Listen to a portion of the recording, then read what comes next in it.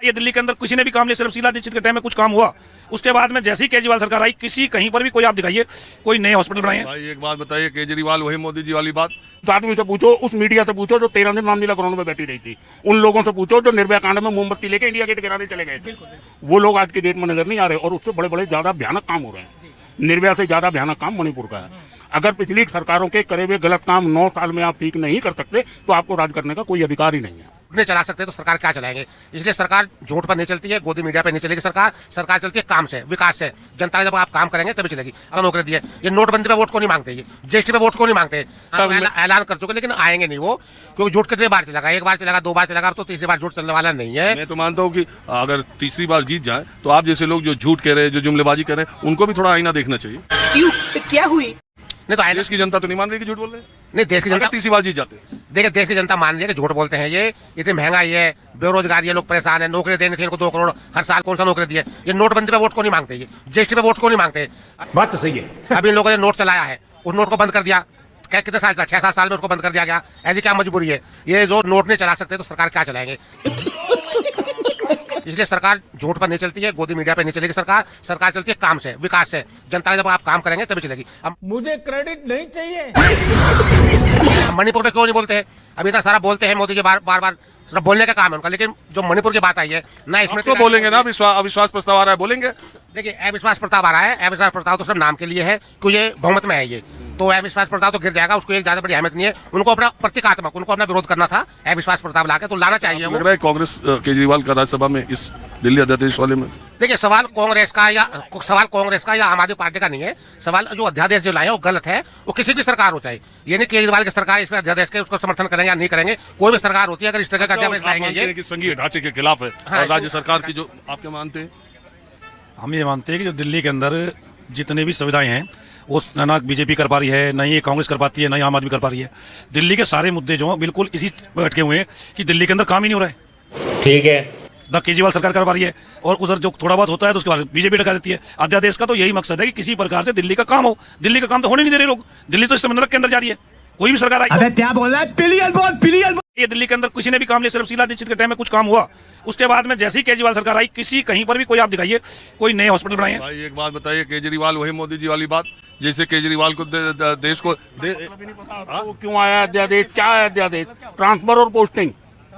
Transfer posting रोकने के लिए ये अध्यादेश आया है, और इसका कोई और वो नहीं है। काम नहीं हो रहा, वो आ जाएगा, वो कर देगा, और वो कर देगा, और उसने कर दिया। ये नहीं करा किसी ने भी। अभी भाई साहब ने एक सवाल ये पूछा था कि 2014 में गवर्नमेंट क्यों कहीं अगर अच्छा काम करा होता तो 2014 में उस आदमी से पूछो, लंगोटी वाले से, जो राणेगंज सिद्धि में बैठा हुआ है। उस आदमी से पूछो, उस मीडिया से पूछो जो 13 दिन रामलीला ग्राउंड में बैठी रही थी। उन लोगों से पूछो जो निर्भया कांड में मोमबत्ती लेके इंडिया गेट गिराने चले। अरे बाप रे, ये तो धोती खोल रहा है। वो लोग आज की डेट में नजर नहीं आ रहे, और उससे बड़े बड़े ज्यादा भयानक काम हो रहे हैं। निर्भया से ज्यादा भयानक काम मणिपुर का है। अगर पिछली सरकारों के करे हुए गलत काम 9 साल में आप ठीक नहीं कर सकते तो आपको राज करने का कोई अधिकार ही नहीं है। गजब बेइज्जती है। 9 साल क्या, 9 मिनट 9 दिन के अंदर काम ठीक हो जाते हैं। अगर किसी ने गलत काम करा हो और सत्ता के अंदर दूसरा आता तो 9 दिन के अंदर सारी चीजें बिल्कुल व्यवस्थित हो जाती हैं। ये तो लेने के देने पड़ गए। ये इनकी बात पर मुद्दा वही आ गया कि जो अध्यादेश है वो दिल्ली के लोगों के लिए है, और यहाँ दिल्ली के लोगों के लिए, दिल्ली के अधिकारियों की ट्रांसफर पोस्टिंग का अधिकार केंद्र सरकार के पास होगा कि राज्य सरकार के पास होगा? सुप्रीम कोर्ट ने फैसला दिया कि राज्य सरकार के पास होगा। केंद्र सरकार ने सुप्रीम कोर्ट के फैसले को पलटते हुए अध्यादेश लाने का काम किया, वो फिर केंद्र सरकार के पास। अब ये जो अध्यादेश है इसको राज्यसभा लोकसभा से पास कराया जाएगा, तब ये कानून बनेगा। और अध्यादेश में नियम होता है कि जो पहला सेशन या 6 महीने के भीतर आपको संसद में लाना होता है। अब सोमवार को संसद में इसके आने की संभावना बहुत ज्यादा है। अध्यादेश की बात छोड़िए, आप केजरीवाल की सरकार को और मोदी जी की सरकार को आप कह रहे हैं कि केजरीवाल ये नहीं किया, लेकिन देश ने 2 बार मोदी जी को और दिल्ली ने 2 बार केजरीवाल को चुना है। हे भगवान, तेरी लीला अपरंपार है। केजरीवाल तीसरी बार, पहली बार मान लीजिए छोड़ भी दीजिए, पूर्ण बहुमत से। अभी जब मोदी जी का चुनाव होता है ठीक 8-9 महीने बाद केजरीवाल का चुनाव होता है, ठीक है। तो अब आप ये मुझे बताइए, चुन तो सरकार जनता इन्हीं दोनों लोग को रही है। नहीं, चुन तो हम ही लोग रहे हैं, लेकिन हमारे जो इस प्रकार की पोस्टिंग और इसका बराबर जैसे शीला केंद्र में कांग्रेस सरकार थी और दिल्ली में शीला दीक्षित की सरकार थी, काम प्रॉपर हो रहे थे। लेकिन ये अध्यादेश लाने का कारण क्या रहा? एक किस्सा सुना देता हूँ, यहाँ पे क्या हो रहा है? एक किस्सा सुना देता हूँ। मैं अपने कार्यक्रम में किस्सा भी सुनाता रहता हूँ। एक गांव में एक मुर्गा एक महिला ने पाला था। वो मुर्गा एक मोटरसाइकिल वाला गुजर रहा था, वो मुर्गा उस मोटरसाइकिल के नीचे आ गया और दब के मर गया। उस महिला ने पूरा हंगामा मचा दिया, गांव के लोगों ने मोटरसाइकिल घेर ली, मोटरसाइकिल सवार से कहा कि मुर्गा मर गया, इसका पैसा दो। वो मुर्गा 200-250 रुपये का रहा होगा, उसने 500 रुपये, गाँव वालों ने कहे, मोटरसाइकिल वाले ने 500 रुपये दिए।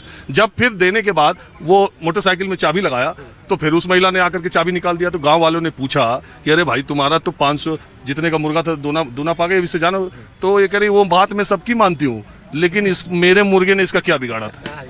तो फिर सवाल वही आ गया। इसी तरह आप जो है कहीं से भी ले आके दिल्ली का अध्यादेश काम रोकने के लिए आ गया। देखा आपने लापरवाही का नतीजा। दोस्तों वीडियो यहीं पर खत्म होता है। आपने पूरे वीडियो में देखा, इस वीडियो के अंदर 3 अलग अलग लोगों ने अपना अपना ओपिनियन सामने रखा।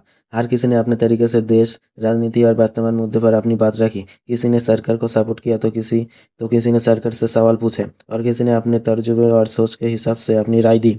अब सवाल ये है कि इन तीनों में से किसकी बात आपको सबसे ज़्यादा सही लगी, किसका तर्क आपको सबसे ज़्यादा मजबूत लगा, किसकी बात आपको ज़्यादा भरोसेमंद लगी, किसकी बात से आप सहमत है और किसकी बात आपको गलत लगी, किसे सपोर्ट किया जाना चाहिए और किसकी बातों से आप सहमत नहीं हैं। आपने पूरा वीडियो देखने के बाद इन सब बातों पर जरूर सोचिए और अपना ओपिनियन कमेंट सेक्शन में लिखिए। पूरा वीडियो के ऊपर आप क्या राय है ये भी जरूर बताइए। इस समय पर सरकार का कौन से मुद्दे पर सबसे ज़्यादा नजर देनी चाहिए, कौन से मुद्दे पर ज़्यादा काम करने की ज़रूरत है, देश के लिए कौन से मुद्दे सबसे ज़्यादा अहम हैं।